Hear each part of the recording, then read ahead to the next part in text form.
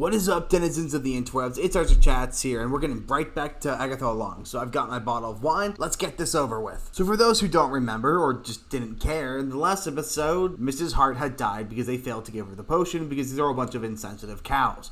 And of course, they managed to escape that room, and they're about to move on to the next stage of the Witch's Road. But of course, because she had died, Wiccan is digging a grave for her, which I might add is the first time he's probably ever had to do any kind of physical labor. I'm a little confused why he's bothering to do that, given the fact that the road is so dangerous. Also, this part of the set actually looks really cheap. This just looks like a theme park ride. You know, these rocks, they look incredibly fake. The shrubs look terrible. This lighting here, it's very clearly coming from a lamp. It just looks... In the previous episodes, I praised the set design, but this time I think I'm actually going to have to knock some points off because this looks like trash. Hopefully the set design gets a bit better as we go along, but this is not looking good at all. Also, the fact that the rest of the witches are just sitting there where he does that is, it just makes sense.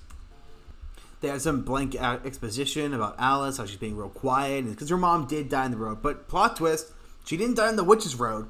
She died on tour in a hotel fire. So there are two separate roads being involved here, and of course it's just a twist of communication.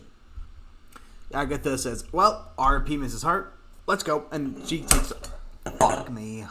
Alright, so while discussing the show, I managed to knock over my glass of wine and spill most of it all over my keyboard. I feel like this is punishment for willingly watching the show and giving it any views. I then recorded for several minutes, not realizing that when I had cleaned off my keyboard, I had accidentally muted its mic. So we're going to quickly go through everything that you missed, which don't worry, it's not a whole lot because nothing is happening. They callously bury Mrs. Hart and then immediately go into summoning a new Green Witch, which violates multiple of the rules the show has already established, while also making the fact that they didn't have a Green Witch with him to begin with kind of redundant. They repurposed Joe Locke's pocketbook into a spell book, I guess, because why not, and it just happens to have the spell to summon a Green Witch onto the Witch's Road. And then, just to be super convenient, the Witch's Road just happens to have all of the tools needed to summon the witch onto the road. And then all of the witches are now going and describing the things that they want this witch to bring to the road. The Vision Witch says, may she be strong and wise and the best at her craft. And wise. Agatha asks that she be competent, not annoying, and not too political. And then Jan just asks that she be pleasant on the eyes, because their priorities are fucked 7 ways to hell, and they all deserve to die. In Minecraft. And then all Alice asks for is a little bit of Advil. Because I guess a product placement is a product placement. Joel asks what's next, and then the Seer Witch says that now we must wait, because true witchcraft takes time. And if that's your only excuse for why this show takes so long to get anything done, you need something better than that.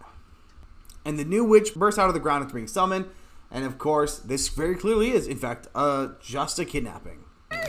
And of course, like I said, it's Aubrey Plaza, and she's been kidnapped, and this is clearly setting her up as Lady Death still, and also Wood.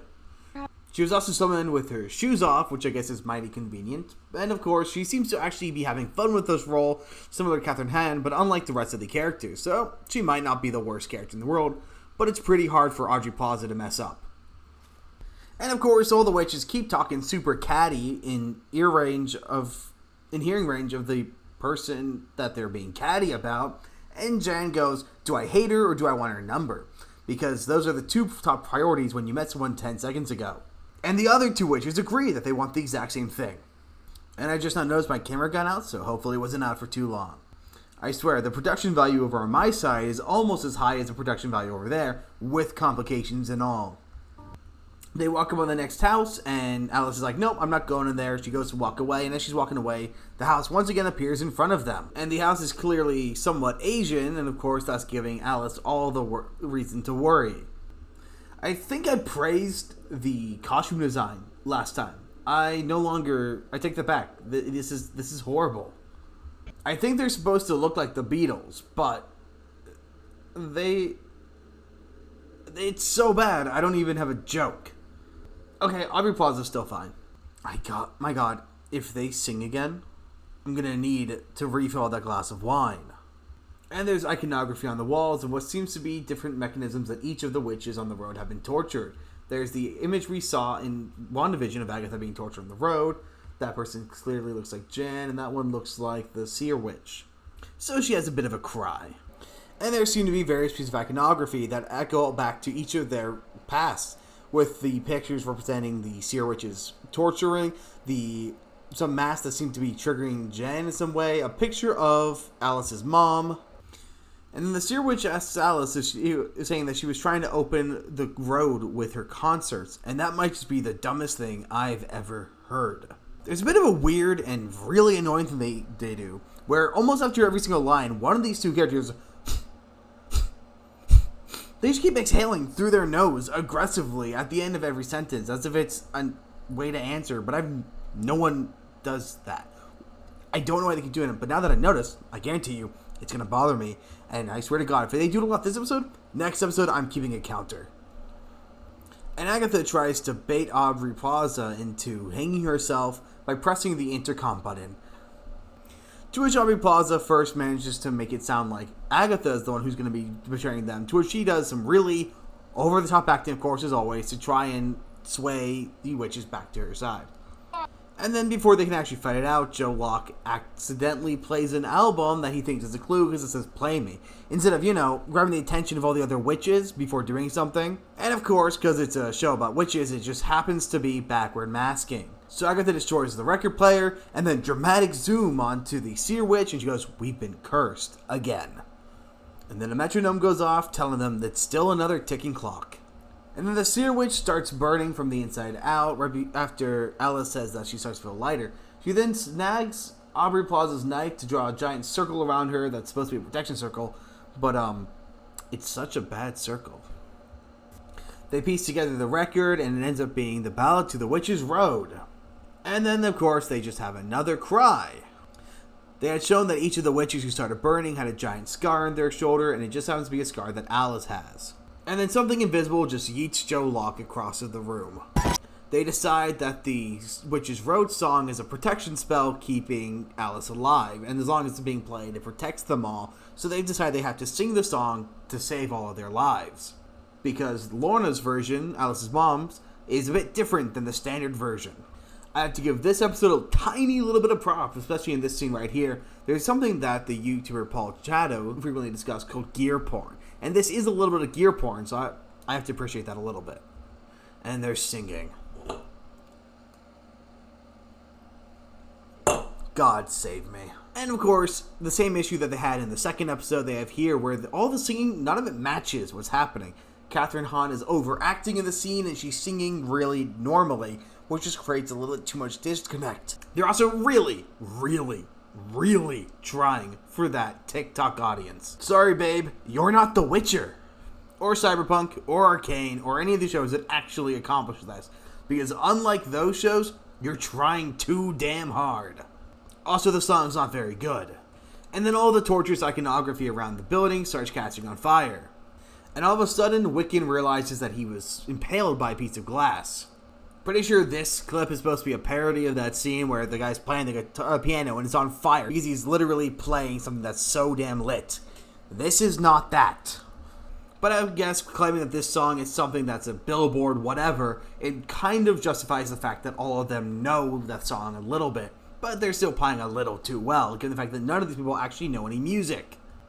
The visage of the curse becomes visible to them, so they decide that if she plays harder, she'll kill it as it starts to catch on fire. I'm pretty sure this is what the actual average audience member of Agatha Along looks like when they don't have their wine. And they've successfully beaten the curse, and it seems like the trial has ended, but there's still 16 minutes left in this episode, so let's see how they waste my time now. Also, that musical segment was 4 minutes long. Agatha is really torn up over the fact that Teen is injured. As Jed's preparing the spell to heal Teen, the Seer says 3 of Swords. So, let's go back to my trusty tarot deck and see what exactly that is. Alright, the 3 of Swords. This card suggests pain and disappointment in matters of the heart. A separation of some kind may result. In gaining some distance from the matter, you realize the change was necessary in the long run. So while the obvious early reading is that this is something about Joe Locke, I have a feeling it's more about Rio and Agatha, and it's going to be how the fact that they've been separated for so long, and Rio has hated Agatha for so long, is going to show that the separation is actually good, and is going to renew their friendship. Because we all know this show isn't brave enough to try and kill Teen. Especially since they're setting him up for a much bigger mystery and probably relating him back to Scarlet Witch. And Jennifer successfully heals him, which is a little confusing given the fact that she doesn't have magic. Agatha stares down Rio, which makes it pretty clear that she was the one who actually did something but is trying to hide her powers, because as we know, Rio is Lady Death, as leaked by the Funko Pop, but of course, I'm sure they want to try and keep that hidden. And they sit him under a bunch of trees, which are clearly not on the road, so they keep breaking their own rules. And now they're talking about their magical history, because they can't go 10 minutes without talking about themselves. And oh my god, she was bound by a man. He took her agency. I can't believe I'm going to praise the episode here a little bit. But as Alice is explaining what her feelings are, she mentions that she was hoping that everything her mom said was a lie and the road wasn't real. And now that she knows that the road is real, and the Seer Witch peeps in, that means that everything that her mom did, that Alice's mom did for her, was all out of love. And therefore, she shouldn't be angry but sad. And Alice confirms. And then she goes, being sad is better than being angry. And unfortunately, there's a bit of wisdom to that statement, and the idea that being angry is like drinking poison and hoping that the other person dies, or cutting your nose off just to spite your face. Being angry only hurts you, whereas being sad allows for reflection. So I guess I will give the show props where they are, of course, due. You guys don't have extra nipples? I'm covered in nipples. You want to see? Yes I do. Yes I do. Please, yes. And once again, a little bit of praise. They do a decent bit of character work here. Agatha is sitting by Joe Locke, making sure he's okay, while all the other witches are by the fire, joking and laughing. When he wakes up, he doesn't say anything other than, Agatha, did you put the sigil on me? And of course, Agatha acts all unconcerned about him, almost disappointed that he bothered to wake up at all. But because Kathryn Hahn is an actually decent actress, you can easily tell in her voice and the way she's handling the scene that she actually did care, and it's actually bothering her that he was unconscious for so long. And then she goes and answers him about the sigil, saying that she didn't put on him, at least she doesn't think he did, because she would have no idea if he did. And then before he has a chance to continue, she goes, and before you ask if it can be destroyed, no, sigils can't be destroyed. They're lifted, and they're lifted when they're no longer needed. And this face Kathryn Hahn is giving right now is either because she's doing good acting or because she's phoning it in. As you can see here, she has a smile, but it's not in her eyes at all. And she really does look just sad and upset about this whole nature. And now it's, of course, like I said, I can't tell whether she's phoning it in or if it's actually good acting.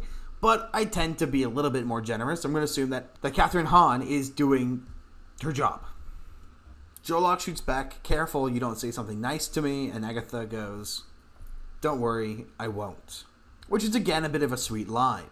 And then he asks her what happened to her son, and she looks pissed off, gets up. Her demeanor completely changes to him, and she walks away. Agatha goes to join in the people at the party, and they ask her to show a battle scar, and she shows one on her elbow, to which Aubrey Plaza goes, I've got a scar, and then Agatha goes, no, you don't. And, of course, the scar is all about their feelings. Yeah. She then says, she is my scar, while looking over at Agatha. Which is such a predictable answer, and my god, so boring. And then we get way too much PDA between Agatha and Aubrey Plaza after they leave the campfire. And right as Agatha goes to kiss Aubrey Plaza, she goes, Agatha, which of course, how dare you stop us? Let us see it! What's next? Are they going to show us some goddamn scissoring? Might actually make the show enjoyable. And then Aubrey Plaza tells Agatha that the boy isn't hers in reference to Wiccan, which seems to give Agatha the answer she already knew. Alright, and that is the end of Agatha All Along, episode 4. Once again, it still feels a little too long, but I'm going to be honest, this episode went by a lot quicker, which is shocking, given the fact that I just had to spend 10 minutes of it cleaning up my desk. This episode still has a lot of the problems that the rest of the show has, where it meanders a whole bunch, and there's a lot of things that should just be really halved. Most of the time should just be cut in half. Now, the one point of praise I will give this episode is that the character work at the end of the episode was really well done for the most part. I actually like what we've gotten for Wiccan, Agatha, and Aubrey Plaza's character. However, characters like Jen and Lilia are still really boring. Alice is kind of on the fence of whether or not she's someone I'll be interested in. And I'm hoping as we get more character work, these characters actually do something worth mentioning. I'm sure the next 2 episodes, at the very least, are still going to be these escape room styles, which I have no issue with. I actually do enjoy the escape room-esque style of the show. However, it is still annoying how long it takes them to do everything, and the fact that it's simply boring when they're not actively doing something. But the fact that they still just meander, but the character work was pretty decent, I'm going to give this episode a 6.8 out of 10. And then I have one other criticism of this episode, which is just the fact that a lot of the set designs in this episode are really bad. I had praised the Witch's Road last episode, and I praised the house design last episode. But this one, the house was too cluttered. Now, I do like how they use some of the lights, and they use practical effects when possible. But the problem is, most of it just came off as kind of cheap. Now, of course, now that I know that this show has an estimated budget of $30 million, that's a bit more respectable. And when not looking at it, the Witch's Road looks fine, but at the moment you actually focus on what the road looks like, it kind of looks messy and bad. If I were to make this show, what I would have done with the road is I would have had it looking like the stuff from the 1980s and 90s puppet-based movies, such as The Labyrinth. Because if you take a look at the rocks in this, all of them seem to sparkle, and it really gives an ethereal, magical vibe to the whole show. So I wish they had gone and done something like that, because it would have felt a lot more magical and a bit more unique, given the over-reliance on hyper-realism. But I do like the mushroom lights they have throughout. But that's pretty much all my thoughts on this episode. It wasn't excellent. The character work was better than the last episode, but the design and the story was a lot weaker. So we'll see how the show goes. Odds are this thing's going to end up at like a 65% when the series is all done, if it keeps on track. But they always have time to ruin it or really surprise me. So I'm going to keep my cards open, and we'll see whether or not one of those two options happen. But that's pretty much all I've got, so like, subscribe, and I will see you guys on the next one.